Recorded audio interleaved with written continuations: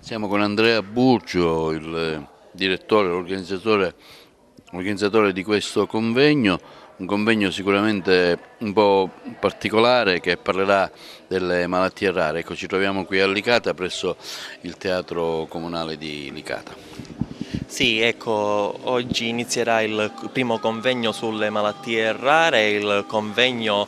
come perle proprio perché la perla dentro l'ostrica è rara, le ostriche sono tante, le perle sono poche, quindi noi dobbiamo accendere i riflettori a queste malattie rare, a questi pazienti che hanno veramente bisogno. Noi quest'anno parleremo in particolare di una malattia rara e genetica che colpisce il sistema connettivo, che è la sindrome di Ehlers-Danlos, e quindi noi dobbiamo lanciare dei messaggi per i pazienti, di dire ci siamo, facciamoci sentire, forza, sogniamo, la ricerca c'è. Io ho subito sposato l'idea di Andrea di questo progetto sulle malattie rare che ha oggi come tema una sindrome importante, l'Ehlers-Danlos.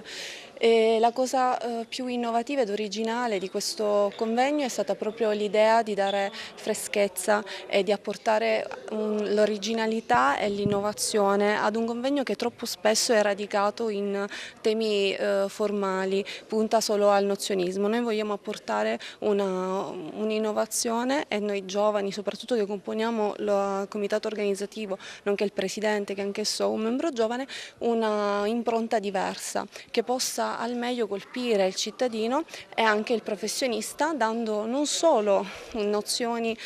teoriche su quelle che sono le conseguenze della sindrome di per sé, ma soprattutto aiutare il cittadino a comprendere con empatia il significato di una sofferenza quotidiana e il patimento che è insito nella sindrome stessa. Noi vogliamo appunto che il convegno sia dinamico, in cui ci sia un interfaccio continuo tra il paziente, il medico di medicina generale e gli altri specialisti. Abbiamo lavorato tanto sul unire vari specialisti delle scienze mediche per avere un team multidisciplinare forte, quindi aiutare quella che è una rete di speranza, una rete sanitaria che può migliorare la qualità di vita del paziente per dare un concreto aiuto tangibile, senza sappiamo risolvere completamente la sindrome, ma ridurre, lenire i patimenti e le sofferenze. Allora, io ho accettato e ringrazio Andrea Burgio per avermi invitato a questa iniziativa che ritengo importantissima, perché parliamo di un campo, quello delle malattie rare,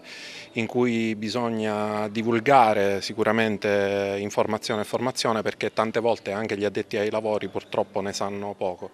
Ho sposato l'iniziativa sin da subito anche per l'idea particolare della rappresentazione teatrale, perché spero possano passare tutti i messaggi che vorremmo veicolare. È importante che la popolazione sappia che le malattie rare non sono poi così rare, perché colpiscono l'OMS, l'Organizzazione Mondiale della Sanità, ha stimato che una persona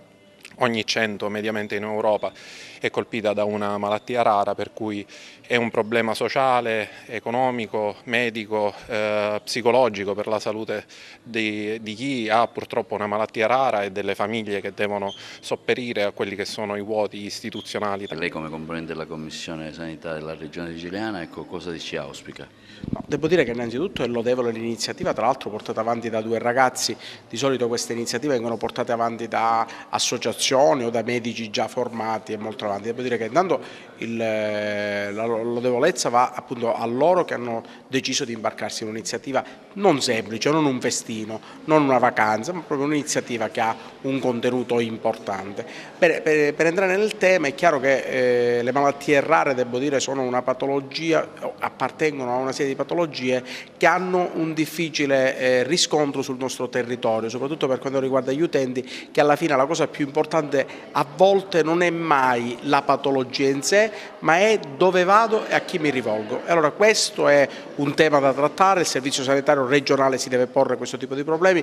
Io nella mia passata esperienza ho fatto il direttore generale del Civico, dove alloca anche l'ospedale dei bambini, che è appunto strutturato per la prevenzione delle malattie rare e quindi poi per seguirle nel vario decorso della patologia stessa. Devo dire che tra l'altro sono stato investito